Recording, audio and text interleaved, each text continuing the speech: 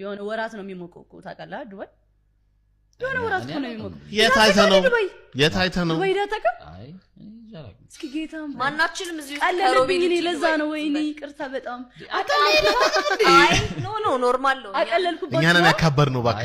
እኛ ካብደን ነው እኛ ካብደን ነው ማይኩ በቃ እንደዚህ ዲፕ አርጋ ጠይቀኛል እሺ ኖርማል መልስላታለሁ እኔ ምን ገረመሽ ምልሽ እኮ ምራቅ ይሎጥ እኮ ነው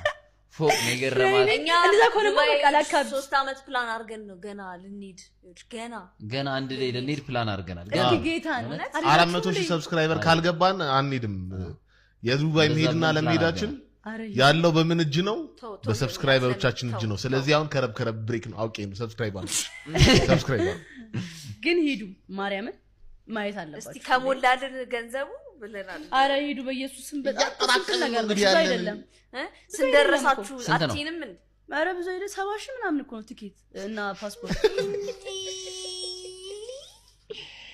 ኖ